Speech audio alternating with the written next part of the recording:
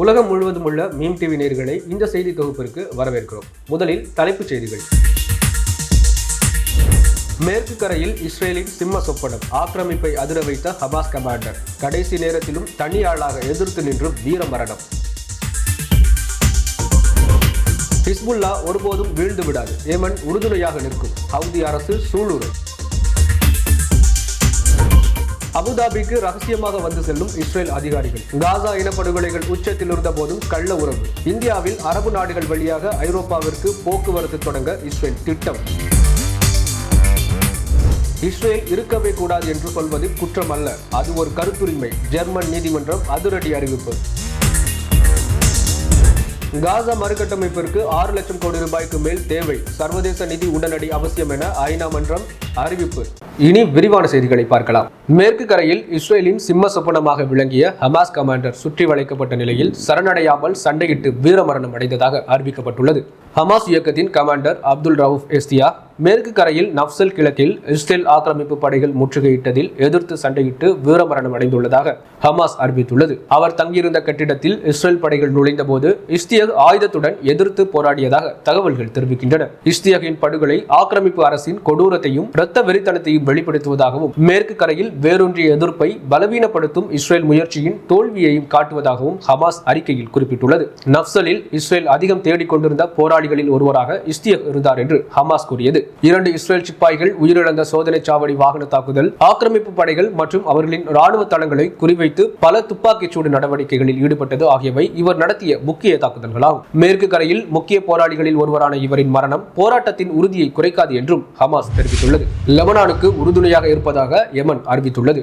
Israel நடத்திய தாக்குதலில் உயிரிழந்த ஹிஸ்புல்லா தளபதி ஹைதம் அலியின் தியாகத்தை முன்னிட்டு வெளியிட்ட அறிக்கையில் லெபனானை பாதுகாப்பதில் முழு ஆதரவு அளிப்பதாக யெமனின் அன்சாருல்லா அரசாங்கம் அறிவித்துள்ளது. இஸ்ரேல் மேற்கொள்ளும் கொலைவெறி தாக்குதல்கள் மற்றும் தொடர்ந்து நடக்கும் ஆக்கிரமிப்பு நடவடிக்கைகள் போர்க்களத்தில் அவர்களின் பலவீனத்தையும் ராணுவம் மூலம் தனது இலக்குகளை நிறைவேற்ற முடியாததையும் வெளிப்படுத்துகின்றன என்று வெளியுறவுத்துறை அமைச்சகம் வெளியிட்டுள்ள அறிக்கையில் குறிப்பிட்டுள்ளது. சில அரபு மற்றும் இஸ்லாமிய அரசுகள் இஸ்ரேல் அரசுடன் உடந்தையாக இருப்பதையும் லெபனான் மற்றும் பாலஸ்தீனில் இஸ்ரேல் மேற்கொள்ளும் அத்துமீறல்கள் குறித்து சர்வதேச சமுதாயத்தின் மௌனத்தையும் கண்டித்தது. லெபனான் மக்களுடன் யெமன் ஒற்றுமையாக இருப்பதாகவும் லெபனானின் போராளிகளுக்கு தனது ஆதரவை வழங்குவதாகவும் தெரிவித்துள்ளது.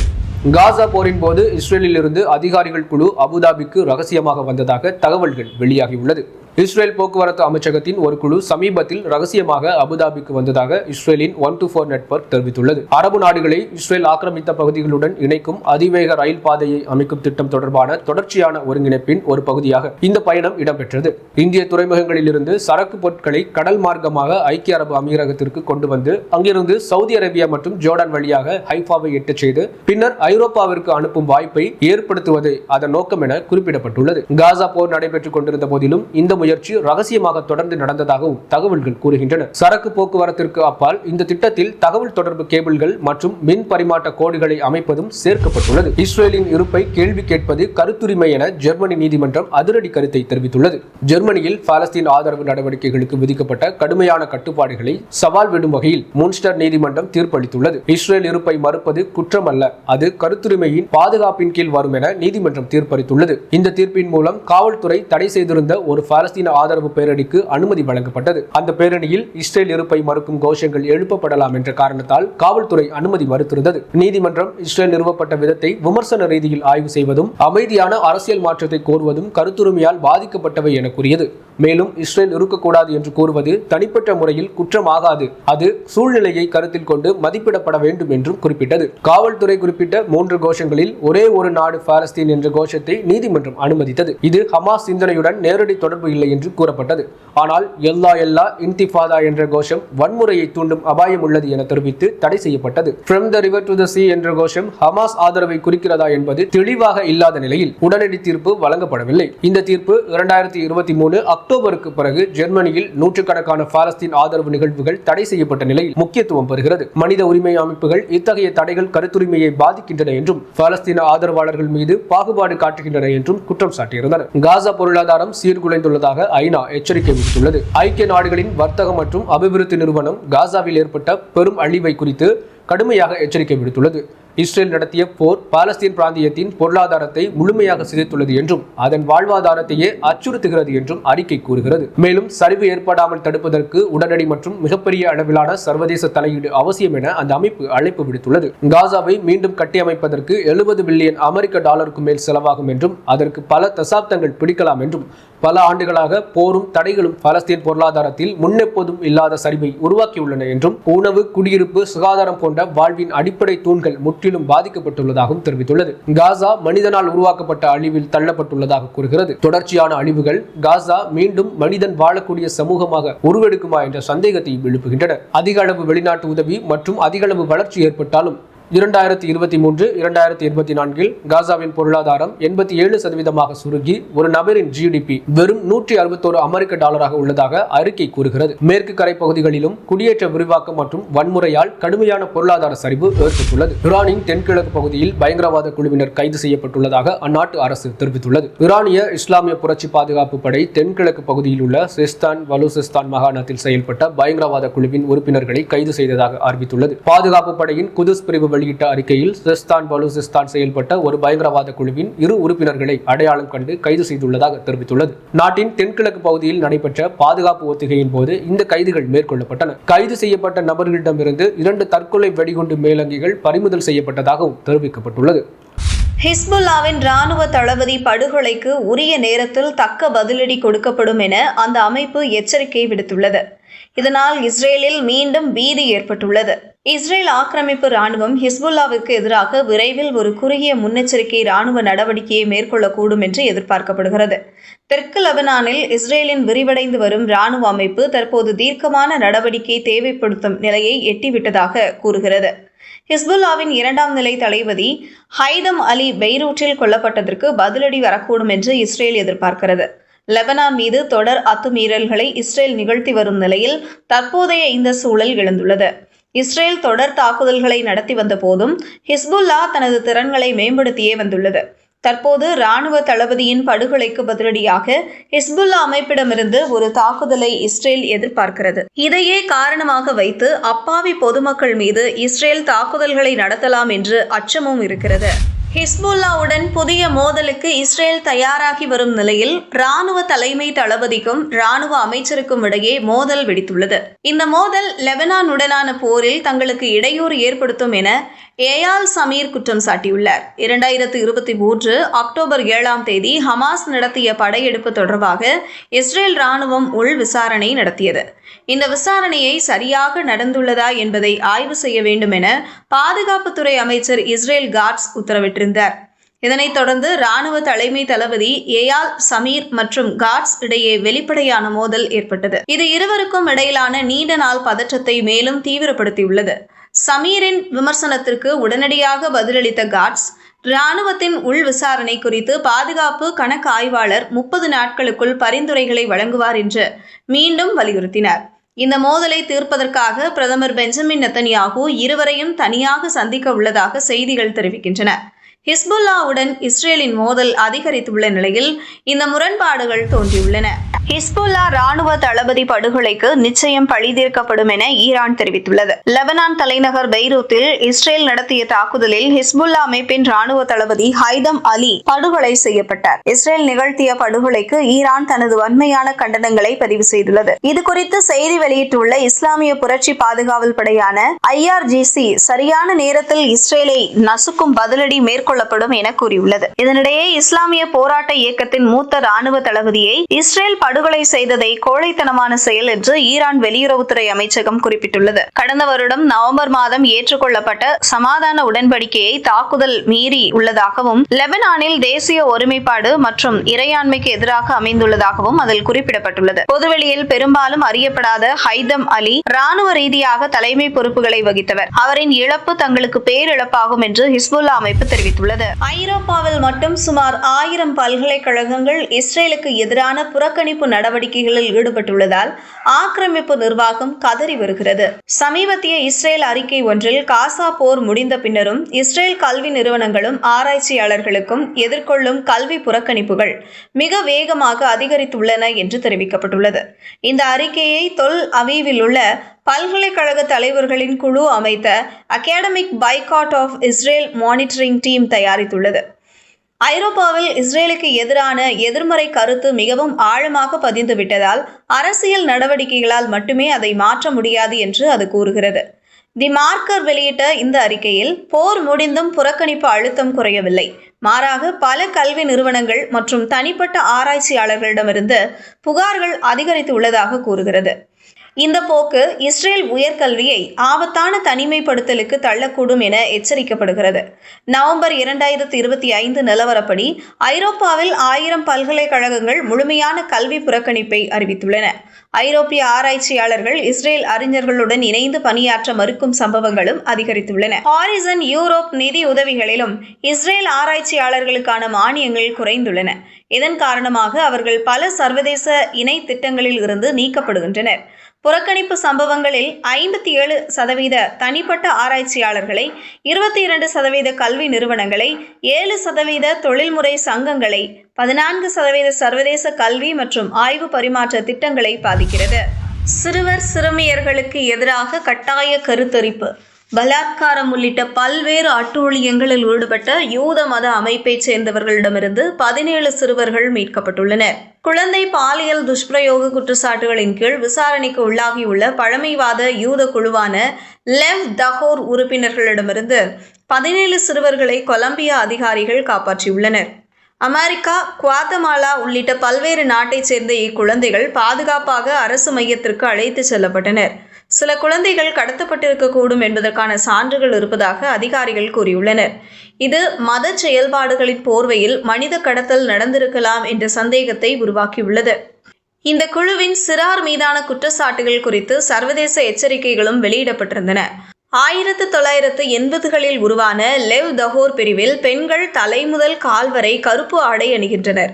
இக்குழு குவாத்தமாலா, மெக்சிகோ, கனடா உள்ளிட்ட பல நாடுகளில் சிறார் துஷ்பிரயோகம், கட்டாய திருமணம் போன்ற குற்றச்சாட்டுகளுக்காக தொடர்ந்து விசாரணைக்கு உள்ளாகியுள்ளது.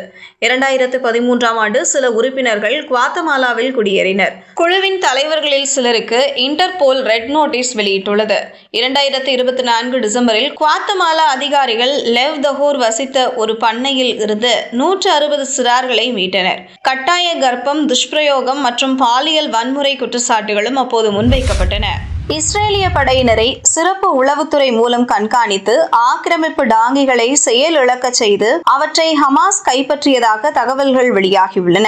ஹமாஸ் பல ஆண்டுகளாக இஸ்ரேலிய ராணுவ தளங்கள் மற்றும் உபகரணங்கள், குறிப்பாக நுணுக்கமான தகவல்களை சேகரித்துள்ளது. இஸ்ரேல் ராணுவத்தினர் சமூக ஊடகங்களில் பகிர்ந்த பதிவுகளின் மூலம் இந்த டேட்டாக்களை ஹமாஸ் திரட்டியுள்ளது. இஸ்ரேல் ராணுவ விசாரணைகள் இதனை உறுதிப்படுத்தியுள்ளன. ஹமாஸின் ஒரு சிறப்பு உளவுத்துறை குழு ஆயிரக்கணக்கான புகைப்படங்கள், வீடியோக்கள் மற்றும் வீரர்கள் வெளியிட்ட பதிவுகளை ஒன்றிணைத்து விரிவான தரவுத்தளத்தை உருவாக்கியதாக இஸ்ரேலின் ராணுவ ரேடியோ குறிப்பிட்டுள்ளது. அவர்களின் முக்கிய கவனம் இஸ்ரேலிய ராணுவத்தின் மிகவும் மேம்பட்ட டாங்கான மேர்காவா மார்க் 4 மீது இருந்தது. இந்த பதிவுகளை ஆய்வு செய்வதன் மூலம் டாங்கின் பலவீனங்கள், தள அமைப்புகள் மற்றும் ராணுவ செயல்பாடுகள் பற்றிய ஆழமான தகவல்களை ஹமாஸ் பெற்றதாக கூறப்படுகிறது. குறிப்பாக டாங்கை முற்றிலும் செயலிழக்க செய்யும் மறைமுக கில் ஸ்விட்ச் பற்றிய தகவலையும் ஹமாஸ் சமூக ஊடகங்கள் மூலம் அறிந்ததாக தகவல் தெரிவிக்கிறது. 2023 அக்டோபர் 7 தாக்குதலின் போது இந்த தகவலை பயன்படுத்தி ஹமாஸ் டாங்குகளை செயலிழக்க செய்து காசா எல்லையோரத்தில் உள்ள பல இஸ்ரேலிய ராணுவ தளங்களை கைப்பற்றியது. நஹல் ஓஸ் தளத்தின் மீது நடந்த தாக்குதலில் மட்டும் 53 பேர் கொல்லப்பட்டு 10 பேர் கடத்தப்பட்டனர். இந்த கண்டுபிடிப்புகள் சமூக ஊடகங்களில் பகிரப்பட்ட சிறிய தகவல்கள் கூட ஹமாஸ் போன்ற அமைப்புகளால் எவ்வாறு பெரிய தாக்குதல்களுக்கு பயன்படுத்தப்படுகின்றன என்பதை வெளிப்படுத்துகிறது. தகவல் சேகரிப்பில் ஜாம்பவானாக தன்னை காட்டிக்கொள்ளும் இஸ்ரேலின் தகவல்களை சமூக ஊடகங்கள் மூலம் திரட்டி அதன் மூலம் தாக்குதல்களையும் நடத்தி அதிர்ச்சி வைத்தியம் கொடுத்துள்ளது ஹமாஸ். ஜெருசலேம் தூதரகத்தில் இருந்து உளவு பார்க்கும் துருக்கி, இஸ்ரேல் அமைச்சர் புகார். இஸ்ரேலில் ஞாயிற்றுக்கிழமை நடைபெற்ற சாதாரண அமைச்சரவை கூட்டம் கடும் வாத பிரதிவாதமாக மாறி ஆக்கிரமிக்கப்பட்ட ஜெருசலேத்தில் துருக்கியின் செயல்பாடுகளை கட்டுப்படுத்த வேண்டும் என்ற கோரிக்கையில் முடித்தது. நிதி அமைச்சர் ஃபெசலல் ஸ்மோரிச் மற்றும் தேசிய பாதுகாப்பு அமைச்சர் இடமார் பென் குவிர் இடையே பால்துறை சீர்திருத்தங்கள் குறித்து ஏற்பட்ட தகராறு இதற்கு காரணமானது. துருக்கி இறக்குமதிகளுக்கு சந்தையை திறக்கும் திட்டத்தை ஸ்மோட்ரிச் முன்னெடுக்கிறார் என பென் குவிர் குற்றம் சாட்டினார். பாலை இறக்குமதி செய்வது பாதுகாப்பு ஆபத்தாக மாறக்கூடும் என்றும் அவர் எச்சரித்தார். பென் குவிர் திட்டத்தை புரிந்து கொள்ளவில்லை என ஸ்மோட்ரிச் பதிலளித்தார். கூட்டத்தை அமைதிப்படுத்த முயன்ற போதிலும் பிரதமர் பெஞ்சமின் நெத்தன்யாகுவின் முயற்சி தோல்வியடைந்து விவாதம் முற்றியது. வெளிநாடு வாழ் இஸ்ரேலியர் விவகார அமைச்சர் அமிகாய் சிக்லி துருக்கி ஒருமைப்பாடு மற்றும் கூட்டுறவு அமைப்பை உடனடியாக மூடவும் அதன் பணியாளர்களை வெளியேற்றவும் கூறினார். அவர்கள் கலாச்சார திட்டங்களின் பெயரில் உளவு நடவடிக்கைகள் நடத்துகின்றனர் என அவர் குற்றம் சாட்டினார். துருக்கி இஸ்ரேலுக்கு விரோத நிலைப்பாடு எடுத்துள்ளதாகவும் ஜெருசலேம் மற்றும் டெல் அவீவில் உள்ள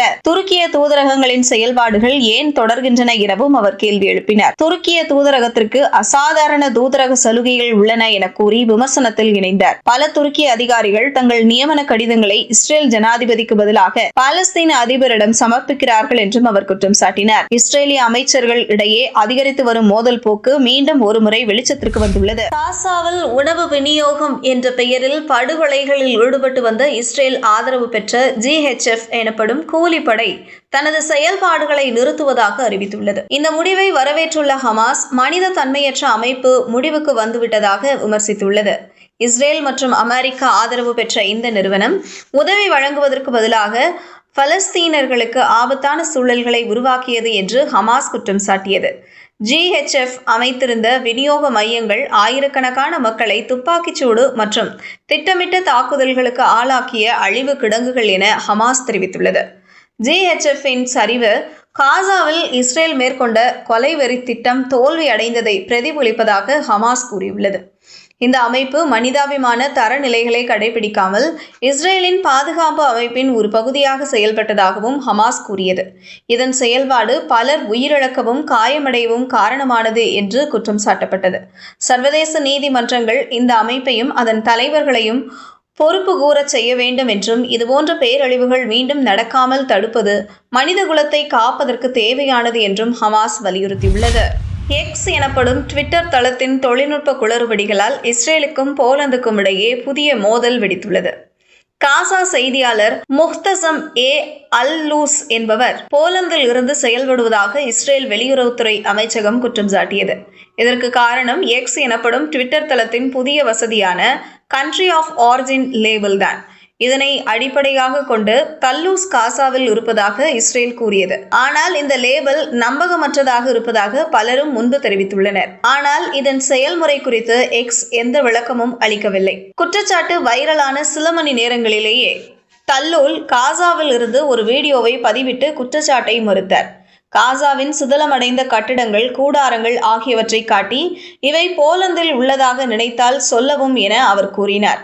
காசாவில் நடைபெற்ற படுகொலைகளை நீண்ட காலமாக செய்தி வெளியிட்டு வரும் தல்லூல் இஸ்ரேல் தாக்குதல்களில் தனது குடும்ப உறுப்பினர்களையும் இழந்துள்ளார். இந்த சம்பவம் பலரையும் தவறாக வெளிநாட்டு பயனர்களாக குறிப்பிடும் X-இன் தானியங்கி லேபிளிங் முறையின் நம்பகத்தன்மையை பற்றிய கவலையை அதிகரித்தது.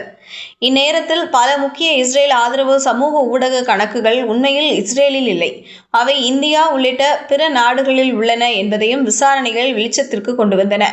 தி நியூ அரப், யூரோ நியூஸ், தி டிப்ளோமேட், NDTV போன்ற ஊடகங்கள் இந்திய வலதுசாரி மற்றும் இந்து தேசியவாத வலைதளங்கள் பாலஸ்தீனியர்களை குற்றச்சாட்டும் தவறான தகவல்களை பெரிய அளவில் பரப்பி வருவதாக தெரிவித்துள்ளன. ஹோலோகாஸ்ட் எனப்படும் யூதர்களுக்கு எதிரான இனப்படுகொலை விவகாரத்தில் போலந்துக்கும் இஸ்ரேலுக்கும் இடையே மோதல் நிலவி வரும் சூழலில் இந்த புதிய விவகாரம் மேலும் பதற்றத்தை அதிகரித்துள்ளது. ஐக்கிய நாடுகள் சபையில் இருந்து இஸ்ரேலை நீக்க வேண்டும் என்ற கோரிக்கை வலுவாக முன்வைக்கப்படுகிறது. சிலியை தளமாக கொண்ட ஒரு அரசு சாரா அமைப்பு ஐக்கிய நாடுகள் அவையின் சட்டப்பிரிவு 6 பயன்படுத்தி இஸ்ரேலை ஐநாவில் இருந்து நீக்கும் சர்வதேச முயற்சியை தீவிரப்படுத்தியுள்ளது. பாலஸ்தீன பிரதேசம் தொடர்பான சர்வதேச சட்டங்களையும் ஐநா தீர்மானங்களையும் தொடர்ச்சியான மற்றும் அமைப்பு சார்ந்த மீறல்களை இஸ்ரேல் மேற்கொள்வதாக அவர்கள் குற்றம் சாட்டுகின்றனர். நவம்பர் 26 அன்று சாந்தியாகோவில் அதிகாரப்பூர்வமாக தொடங்க உள்ள இந்த முயற்சி ஐநா பொதுச் செயலாளர் ஆண்டனியோ குட்டரஸ்க்கு அனுப்பப்பட்ட மனுவை மையமாக கொண்டுள்ளது. தற்போது 57,000க்கும் மேற்பட்ட கையொப்பங்கள் சேகரிக்கப்பட்டுள்ள நிலையில் 1,00,000 கையெழுத்துக்களை வாங்குவதை இலக்காக கொண்டுள்ளனர். காசாவில் இஸ்ரேல் மேற்கொள்ளும் ராணுவ நடவடிக்கைகள் கலப்பு போர் குற்றங்கள் என இந்த இயக்கம் கூறுகிறது. பொதுமக்கள் பலி, மருத்துவமனைகள் அழிவு, பரவலான பசி மற்றும் தாகம் ஆகியவற்றை சுட்டிக்காட்டி இந்த குற்றச்சாட்டை முன்வைத்துள்ளது. இஸ்ரேலை வெளியேற்றுதல் மட்டுமின்றி உடனடி ஆயுத தடையும், சர்வதேச அமைப்புகளிலிருந்து நிறுவன தொடர்புகளை துண்டிப்பதையும் அவர்கள் கோருகின்றனர். சிலி அதிபர் கப்ரியல் போரிக் தலைமையிலான அரசின் கடுமையான வெளியுறவு நிலைப்பாட்டையும் இது ஒத்துப்போகிறது. இஸ்ரேலில் இருந்து தனது தூதரை திரும்ப அழைத்ததுடன் சர்வதேச நீதிமன்றத்தில் தென்னாப்பிரிக்கா தாக்கல் செய்த இனப்படுகொலை வழக்கிலும் சிலி இணைந்துள்ளது. மேலும் இஸ்ரேல் ராணுவ நடவடிக்கைகளை நிறுத்தி மனிதாபிமான உதவிகளை அனுமதித்து சர்வதேச சட்டத்தை மதிக்க வேண்டும் என தொடர்ந்து வலியுறுத்தி வருகிறது.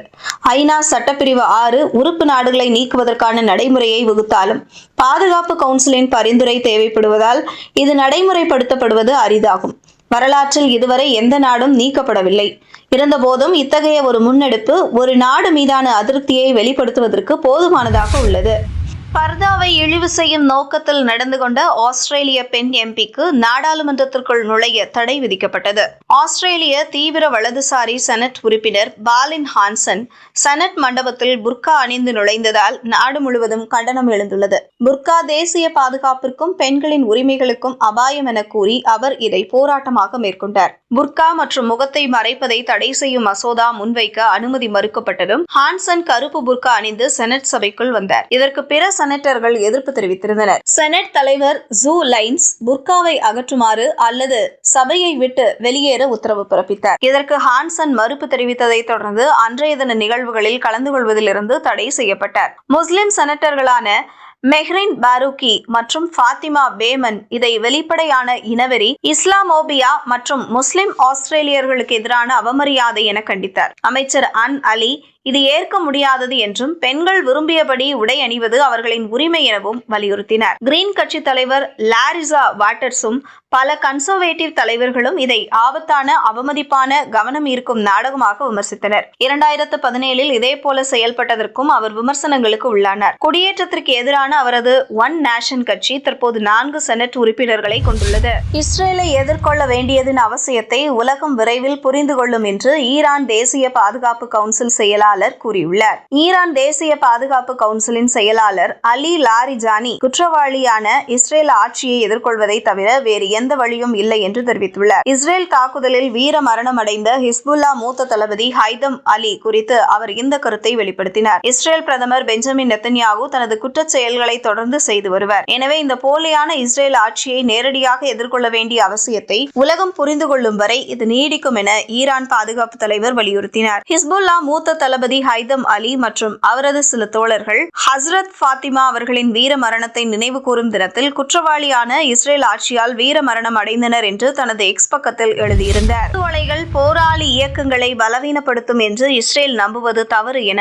ஈரானின் இஸ்லாமிய புரட்சி பாதுகாப்பு படையின் முன்னாள் தளபதியான மொஹ்சன் ரசாயி கூறியுள்ளார். இஸ்ரேலால் கொல்லப்பட்ட அடையாளம் வெளிப்படுத்தப்படாத தியாகிகளின் இறுதி தொழுகையில் கலந்து கொண்ட பின் இக்கருத்தை அவர் வெளிப்படுத்தினார். ஒவ்வொரு வீர தளபதியின் மரணமும் இஸ்ரேலை அதன் முடிவுக்கு மேலும் ஒரு படி நெருக்கமாக்குகிறது என்றும் இந்த தலைவர்கள் அரசாங்கம் நியமித்தவர்களாக அல்லாமல் மக்களின் விருப்பத்திலிருந்து உருவானவர்களாக இருப்பதாகவும் குறிப்பிட்டார். போராளிகளை குறிவைத்து படுகொலை செய்வது இஸ்ரேலின் வீழ்ச்சியை விரைவுபடுத்தும் என்றும் அவர் பேசினார். அவரது உரைக்கு முன்னதாக பெய்ரூத்தின் தகியே பகுதியில் உள்ள குடியிருப்பு கட்டிடங்கள் மீது இஸ்ரேல் நடத்திய தாக்குதலில் ஹிஸ்புல்லா மூத்த தளபதி ஹைதம் அலி உள்ளிட்ட 5 நபர்கள் படுகொலை செய்யப்பட்டனர். மேலும் பெண்கள் மற்றும் குழந்தைகள் உட்பட 28 பேர் காயமடைந்தனர். சயீத் ஹசன் நஸ்ருல்லா கொல்லப்பட்ட பிறகும் லெபனான் போராளி இயக்கம் பலமாகவே உள்ளதாக ரசாயி கூறினார். ஈரான் பிற நாடுகள் மீது தன் முடிவுகளை திணிக்காது. ஆனால் இஸ்ரேல் அதை தனக்கு சாதகமாக பயன்படுத்திக் கொள்வதால் லெபனானின் போராளி படைகள் தங்கள் பொறுமை மற்றும் கட்டுப்பாட்டு உத்திகளை மறுபரிசீலனை செய்ய வேண்டியிருக்கும் எனவும்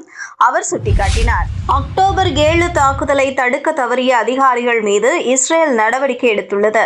இஸ்ரேலின் ராணுவ தலைமையில் பெரிய மாற்றம் நடைபெற்று வருகிறது. 2023ஆம் ஆண்டில் ஹமாஸ் நடத்திய தாக்குதலின் போது ஏற்பட்ட தோல்விகளுக்கு மூத்த தளபதிகள் பொறுப்பானவர்கள் என கண்டறியப்பட்டதன் பின்னர் இந்த மாற்றம் அறிவிக்கப்பட்டது. இஸ்ரேல் ராணுவ தளபதி லெப்டினன்ட் ஜெனரல் ஐஎல் சமீர் பல உயர்நிலை அதிகாரிகள் பணி நீக்கம் செய்யப்பட்டதாக அறிவித்தார். 2023 அக்டோபர் நிகழ்வுகள் குறித்து நடைபெற்ற விரிவான விசாரணைக்கு பிறகு தாக்குதல்களை தடுக்கவும் பொதுமக்களை பாதுகாக்கவும் தளபதிகள் தவறியதாக சமீர் குறிப்பிட்டார். இஸ்ரேல் பொதுமக்களை பாதுகாக்க முடியும் முடியாத ராணுவத்தின் தோல்விகள் காரணமாக இந்த நடவடிக்கைகள் அவசியமாகிறது எனவும் அவர் தெரிவித்தார். ஹமாஸ் நடத்திய அல் அக்ஸா பிரளய தாக்குதல் இஸ்ரேலின் தோற்கடிக்க முடியாத நாடு என்ற பிம்பத்தை அடித்து நொறுக்கியது. இத்தோல்விக்கு காரணமானவர்கள் மீது நடவடிக்கை எடுக்கப்பட வேண்டும் என்று நீண்ட நாட்களாக அங்கு விவாதம் நடைபெற்று வந்தது. தோல்விக்கு காரணமான மூத்த அதிகாரிகள் மீது நடவடிக்கை எடுக்கப்படாமல் கீழ்நிலை அதிகாரிகள் மீது நடவடிக்கை எடுக்கப்பட்டதாகவும் குற்றச்சாட்டுகள் எழுந்தன. தலைப்புச் செய்திகள்.